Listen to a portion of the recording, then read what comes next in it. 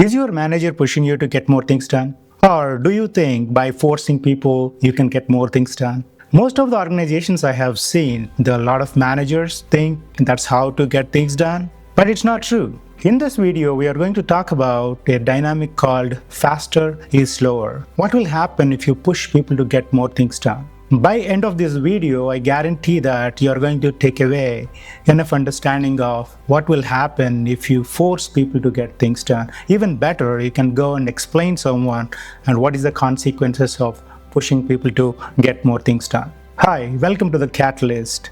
I'm Nanda. After being a technologist and agilist for more than a couple of decades, now I teach individuals, teams, and organizations on how to deliver the value in the complex world. Before getting to the topic, I would like to classify what kind of work we do and what is the difference between each type of work. I'm going to talk about 3 different types of work: simple, complicated, and complex. Simple work is something like what we do day to day. Every day we do brush our teeth, wear clothes, or moving things around, or even like a digging ditches, some physical work, or following the steps 1, 2, 3. We don't have to really use any brains to do that. So the work that does not require you to think much is called simple work. Last month I was driving on the street, my car stopped. I had no idea why the car stopped. I had to call in a mechanic. And once the mechanic came, he looked at the things and he figured out that my battery is dead. So that kind of work is called complicated work, and that requires some expertise and specialized skills. Something like a doctor doing a surgery, which requires some specialization. Once they got the skill and knowledge, they should be able to do the work. And now coming to the third type of work, which is complex, where a lot of unknowns. Something like playing football. We know this team has been playing really well, but there is no guarantee that they're going to win the next match. Or building a new product. A lot of times customers don't know what they want. Or the team that is actually building the product has no idea how to build it. And things keep changing all the time. So I want to put all this work into 2 categories. The kind of work that does not require us to think, and also the kind of work we have to think. So there's a thinking work or just doing work. Now let's talk about what will happen if you push people who are doing thinking work. When we push the people, their brain gets into stress. And right away it releases a hormone. So that is indicating that, hey, there is some crisis happening, you need to take care of that. So the emotional brain is active and our thinking brain, which is the rational brain, is shut down completely. The highest priority for the brain now to take care of the crisis. What happens when the brain gets into this survival mode? We are going to do one or many of these things. The first problem, we miss obvious things. I still remember when I was actively coding, spending like an entire night trying to debug a problem. Once I found the problem, it was so simple and obvious. I was cursing myself. How did I miss something so simple? Maybe you can remember the days when you have to go rush for something, you are in a hurry and you missed your wallet or your key. And that's exactly what happens. You are in a hurry, you're not thinking, your brain is under stress. And the second problem, we make more mistakes.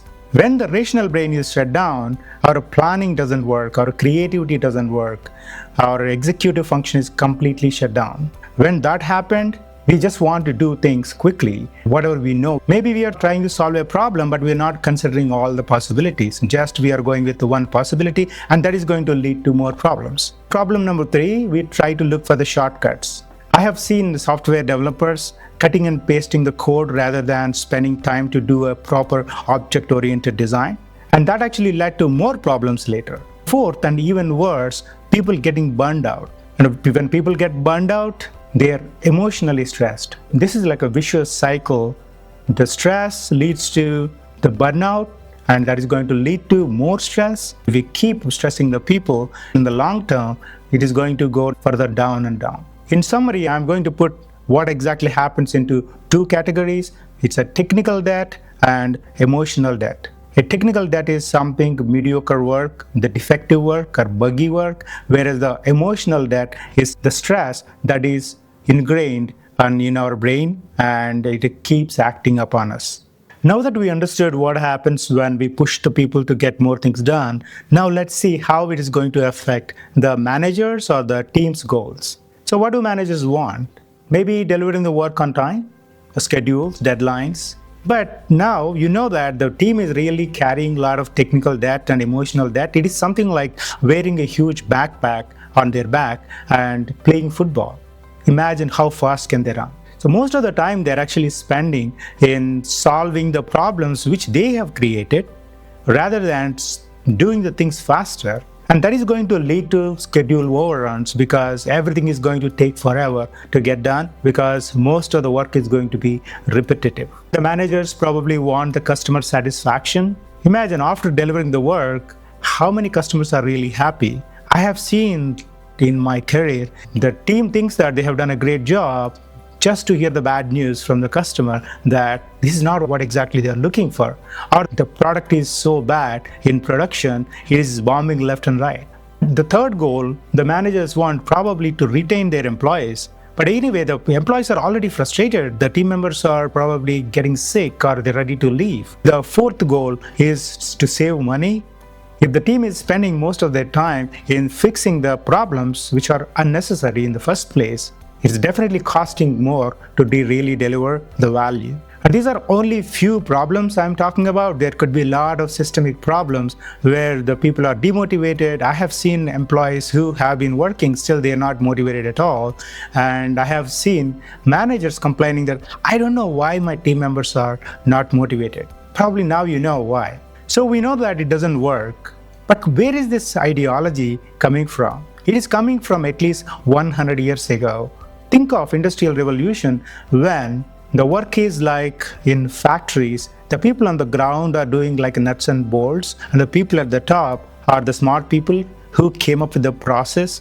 So the people at the bottom don't have to think about anything. It's a mostly physical work. If you're following the same ideology now, where the people who are working on the ground need to think and respond to change on the fly when the work is complex, the bottom-up leadership is what is more important. Meaning that the brains of the people who are working in the field has to work at their optimum level. Okay, now it is a given that whatever we are trying is not working.